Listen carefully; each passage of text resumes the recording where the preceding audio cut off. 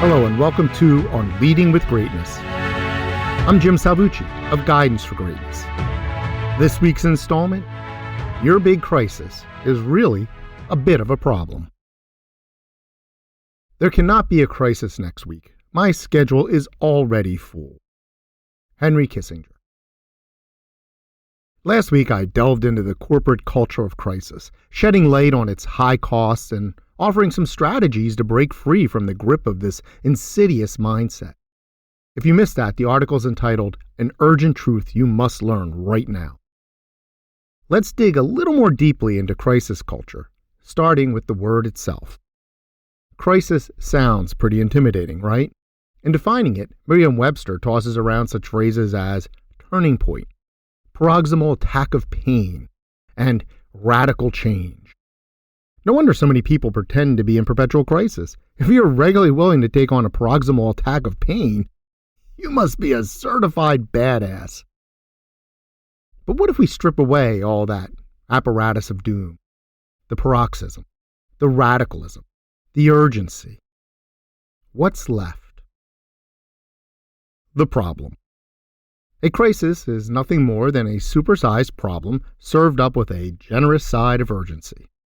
So even the most colossal crisis is, at its core, just a problem. And one thing we know about problems is that problems tend to have solutions. As I discussed last week, many workplace crises are in fact nothing more than routine tasks gussied up to seem more catastrophic. In other words, mere problems of the moment. So let's try a thought experiment. What if we started viewing crises, all crises, real and imagined, as camouflaged and eminently solvable problems? What if we faced them with clarity? What would happen then? Would all these crises appear so insurmountable? Sure, we might not seem as badass for taking them on, but isn't that a small price to pay for behaving rationally? I want to share a little anecdote, the origin story of my healthier mindset, if you will. Picture me as a brand new dean at a small university, younger, much thinner, trying on different personas like I did hats. Eventually, I fell into mimicking my more experienced fellow deans who always seemed to be in a tizzy. And sure enough, I was tizzying right along with them. Then, one spring morning, an epiphany altered my trajectory and put me on a path to discovering the persona that would fit me best. Me, just being me. That day, I had a breakfast meeting with an industry advisory board for one of my departments. My role? Purely ceremonial. I chit-chat, coo over the continental breakfast spread, try to look dapper in my suit, shake some hands, and say a few welcoming words. No big deal. Then I was to exit gracefully so that the chair of the department could run her meeting. Simple enough. But when I had done my part, I excused myself by declaring dramatically, as I was wont, "I'd love to stay, but I have a fire to put out." A fire to put out!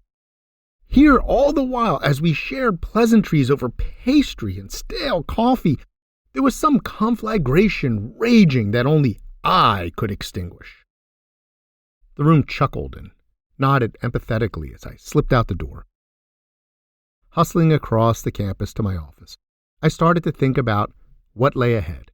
What was this inferno I had to battle? What impending disaster loomed? It was just a phone call. That was it. I had to make a call to someone I didn't feel like speaking to. Unpleasant, yes, but nothing urgent. Nothing even important, but referring to it as a fire sure made me feel like I was. That was the moment it hit me. I was a pretender, and so were my crisis-addicted peers. We made every little setback into a big deal. "No time to talk," we'd say. "I have so much to do." We just had to get some budget numbers together. Worse still, I realized that my petty crisis mongering had started trickling down to the people I led. They were speaking the same way. I then understood that most of our crises were really just overblown tasks and solvable problems ginned up to look significant. And aside from all the psychodrama, one clear consequence was that the more we treated our every problem like a crisis, the less we actually resolved it. You simply can't solve a problem properly if you regard it as a crisis.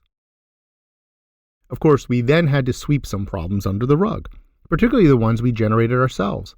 Consequently, these largely predictable and utterly avoidable problems, left unchecked, often metastasized into full-blown crises, real ones.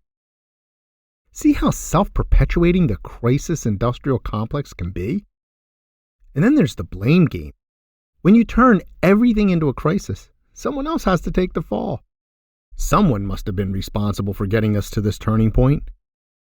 That's the part I could never stomach. Unfortunately, my boss, too, was addicted to crises, and in his rather inventive brain, innocent misunderstandings transmogrified into willful acts of defiance, and honest errors became emblems of gross incompetence. Sometimes he whipped his fevered fantasies into full-blown accusations of insubordination and rebellion, complete with threats of firing. His was a vicious paranoia that solved nothing and kept everyone on eggshells, forcing me to expend near constant effort to protect my team and myself, and thereby creating even more problems. Here's a pro tip.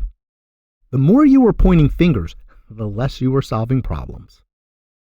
Lastly, crisis enthusiasts tend to build elaborate, redundant, and utterly unworkable systems to prevent imagined disasters. It should be obvious, but if you are fixated on the fictional future, you are ignoring the actual problem right in front of your face. Hyper-crisis planning is a form of problem avoidance. In fact, all crisis mongering is a form of reality avoidance. Existing in a crisis bubble insulates you from the challenge of facing real problems and taking responsibility. It's never your fault. You are somehow always the hapless victim of every crisis, even the ones you caused or manufactured yourself, and that stance only foments more crises. You can start by calling it out in yourself, and then maybe in others if they'll hear you. From there, pinpoint the actual problem at the core of your faux crisis. Once you see it, it often becomes exceedingly manageable. So solve for that problem, ignoring the lure of psychodrama. Otherwise, you will remain mired in a perpetual feedback loop of crises. Simply put, if you can identify and solve problems without all the emotional nonsense, you can break free from crisis culture. And doing so is imperative if you and your organization are to succeed. Here's to facing problems honestly, as the solvable challenges they are. How often do you feel you face crises? How can you be sure they are not just solvable problems? Great leaders must know the difference between confronting crises and solving problems, and I can help. If you want to learn more about how to become a great leader in this world of bad bosses, visit guidanceforgreatness.com. Join the conversation by leaving a comment and leave a like or review.